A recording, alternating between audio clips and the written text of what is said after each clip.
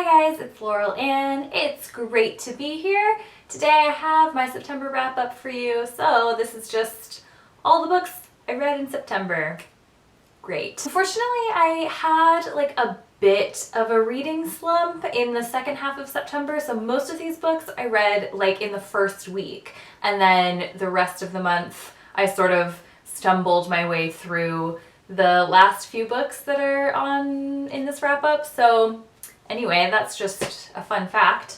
Let's just get started with the books. The first book I read this month was Don't You Forget About Me by Mhairi McFarlane. This is an adult contemporary romance kind of book. It's about a woman named Georgina who is unfairly fired from her job, and then that same night she walks in on her boyfriend having sex with his assistant. So she's kind of at rock bottom. Luckily, pretty quickly, she's offered another job bartending at a new pub by a guy who seems like he's going to be a really awesome boss and really nice person.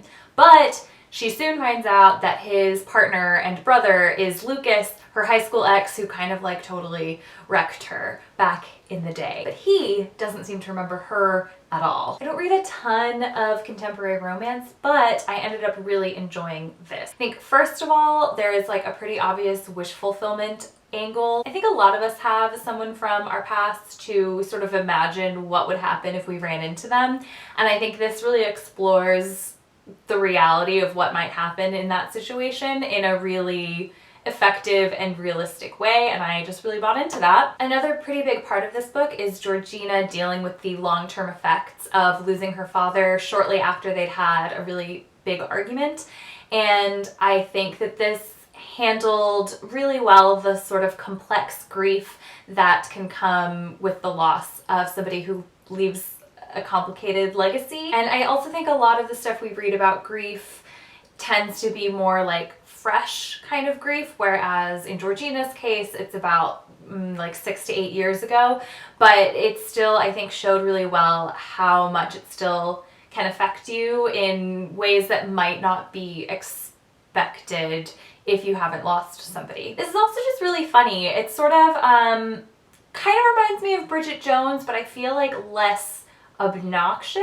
Not that Bridget Jones is bad, don't come for me, but you know what I mean. Like, it's just a bit more like subdued, but still very funny, I think. I haven't read Bridget Jones. What am I even saying? I think some readers might feel let down by Lucas, the love interest, because he does some things that are pretty questionable at best. But I think for me, the way his character developed let me forgive these things. I think the bad choices he made were mistakes that he was meant to learn from and overcome, rather than the book like excusing this bad behavior. It's a fine line to walk on, I think, when you're a writer, but I think this one does it well, at least well enough to satisfy your girl here. Also, the way he described made me imagine him as Matthew McFadden in Pride and Prejudice.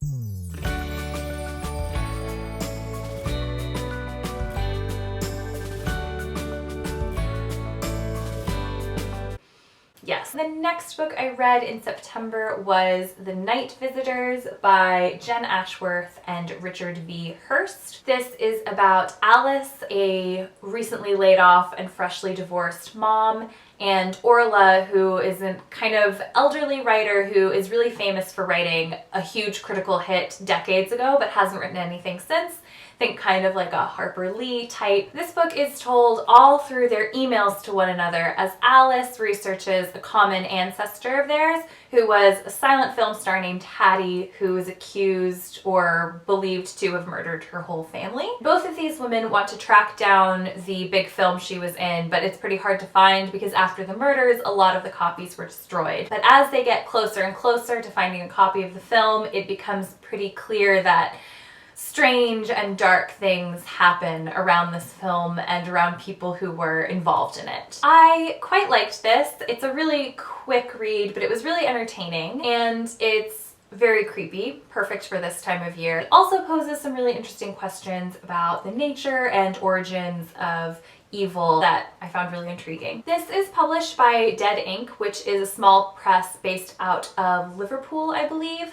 and they focus on publishing like up-and-coming or unknown authors, which I think is really cool. So I'm gonna link their website down below. I was browsing their titles and a lot of them sound really interesting. There are a couple I've actually heard of before on BookTube, and all of their physical books are priced really reasonably, and they also sell ebooks of all their books for like £3, which is, you know, like less than $5. So, you know, I just wanted to throw that out there because I think small presses are really good and important, and I think we should support them more. Right, the next book I read was The Comforters by Muriel Spark.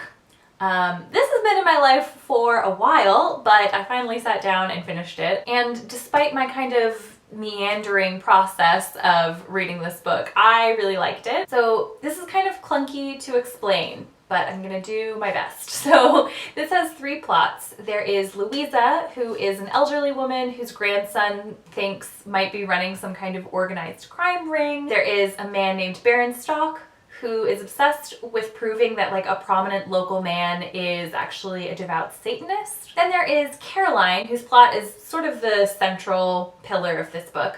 She's a young woman who leaves a Catholic retreat center and shortly thereafter starts hearing all of her thoughts and actions narrated by a chorus of voices.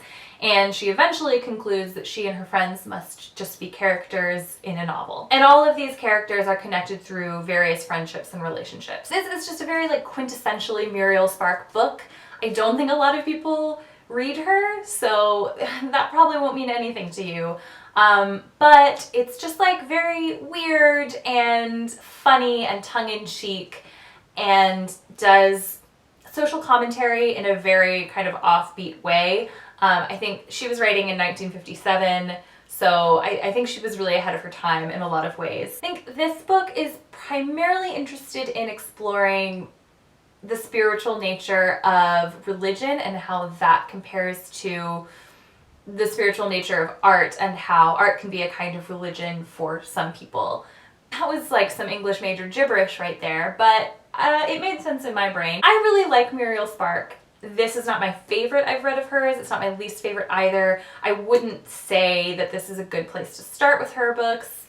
If anyone's interested at all in that, you could ask me, and I'll tell you. The next book I read was Big Magic by Elizabeth Gilbert. This is her sort of memoir slash self-help book about creativity. The subtitle is something, hold on, Creative Living Beyond Fear. So that kind of, I think, gives you more of an idea of where she was going with this book. I have never read anything by Elizabeth Gilbert before, but every time I hear her interviewed on a podcast or whatever, I'm always struck by how much I like her and her vibe. And so I anticipated really liking this. Having read this, I can understand why people like this and why this means so much to people and why it speaks to them, but it just didn't really work for me, unfortunately. I think when I go into a book like this, I kind of just want it to change my life a little, which sounds like a big ask, but all I mean is like I want it to make me feel inspired to go make something or feel more confident in my ability or in my urges to make things, and this just didn't do that for me. She has an almost like religious reverence for creativity and sees it as this like big magical thing, I mean hence the title, and that's lovely and all and really interesting to hear about, but for me it just seemed very kind of vague and inconcrete and unhelpful. She also writes about ideas as being these separate, almost sentient beings that come to people in order to be expressed into the world. And I almost felt discouraged by this idea because I've never felt anything like that. And I was sort of, I don't know, I know this wasn't her intention, but to me it sort of felt like, oh, well, I've never had an idea that came to me, so it will never happen for me. I don't know. There are a lot of anecdotes in this and some of them were really interesting, but a lot of them begin with like, oh, I have this famous friend and blah blah blah blah blah. I understand like she has famous friends and she lives this amazing life and I'm really happy for her, but after a while I got tired of hearing I have this famous friend. I don't know, it just seemed like a little bit humble braggy. Maybe that's a little bit ungenerous of me to say, but I did feel you know, bored of it after a while. One section I did really like was about curiosity, and she talked about how a lot of ideas won't come from like divine inspiration or passion, but through just being interested in something and doing research on it, and how you can really grow an idea out of that. And I found that to be the most helpful bit. I think just overall I prefer more like concrete advice. Something else I read earlier this year that I think was sort of like the same idea but worked for me better was The Art of Asking by Amanda Palmer. So I would just recommend that over Big Magic personally. But again, like a lot of people love this book, so I'm not gonna like trash it here because it's not trash. Next, I read City of Strangers by Louise Millar. I already went into a lot of my thoughts on this in my last video, so I'm not going to go too much into it, but it's about a woman who has a name. Her name is Grace, and she comes home from her honeymoon to find a dead body in her kitchen. And she is an aspiring photojournalist, and so she begins doing some research, and it kind of takes her on this international investigation to find out who this person was and why he was dead in her kitchen. This was not my favorite. The writing wasn't very good, and the main character was just like totally bland, and like I didn't really understand her motivations at any point. She also just like she just didn't seem to have motivation at all. Like she had just come home from her honeymoon, and she very clearly doesn't like her husband that much. I mean, like, he's trash, but for some reason it takes her going to Amsterdam to realize that she didn't like her husband that much. I don't know. There are also two subplots which just didn't really seem to have their own life at all, that they were there more just to support Grace's adventure and the big reveal and conclusion at the end. One in particular added like way too many chapters of the book, and as far as I can tell, the only point of it was that so after they figured out what had happened, she could say that like, oh, this guy witnessed it, because otherwise you would get to the end and think, oh no, the perpetrators will never go to jail because there was no eyewitness. Come on. No, you don't need to make up a whole plot just to have a witness. It was also, as I said before, it was just like really poorly researched. For issues about the setting, which you wouldn't notice if you had never been to Edinburgh Fair, but there were other things like language and culture issues, which I think a lot of people do have enough knowledge to pick up on. And I also don't think you should write a book counting on your readers to not be very knowledgeable. I didn't hate this as much as I am making out to have hated it, but don't read it. Just no. And my last book of September was Delusions of Gender by Cordelia Fine. This was the last book I finished in September, but I started it way back in August. I just sort of dipped in and out of it. It has a lot of information, so I just needed some time away every so often to sort of digest. That being said, this book was not dense or boring at all. It was actually really, really good. So Cordelia Fine takes a look at a lot of really influential studies that have found behavioral and like mind differences between men and women. And she kind of just breaks them down and shows how a lot of them have really big problems. She talks about how, like, yes, neuroimaging can show us that male and female brains are different, but there's no way to connect that to the difference in the mind or the difference in the way men and women think. And so instead what they've done is they say, okay, well, women are detail-oriented and men are big-picture-oriented, so that must be because of these differences in the brain. This is no way to do science. Basically, she's just sort of trying to debunk or ask questions about a lot of what we think we know about men and women. She also goes into like a lot of the really famous books, you know, like the men are from Mars, women are from Venus type things, and talks about how a lot of the information in those books is just completely made up, and yet a lot of society you know, takes a lot of this information as truth. It's also just a really interesting and well-written book.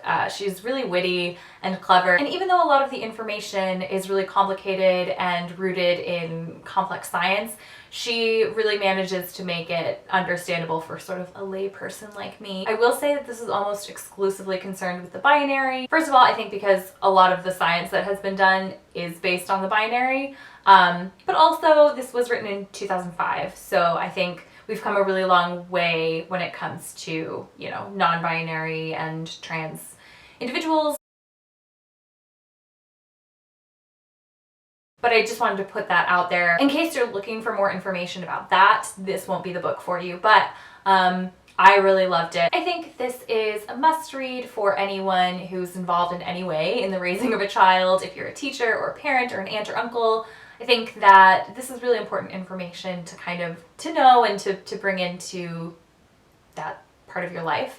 Also a must-read for any sort of person on your feminist journey. If you're looking to sort of back up your feminism, this is another good book to read. So, I feel like I've been talking for a long time. That's all I have for today. Let me know if you have any thoughts on these books or what you've been reading, and I'm looking forward to having a chat in the comments. I will see you again next time.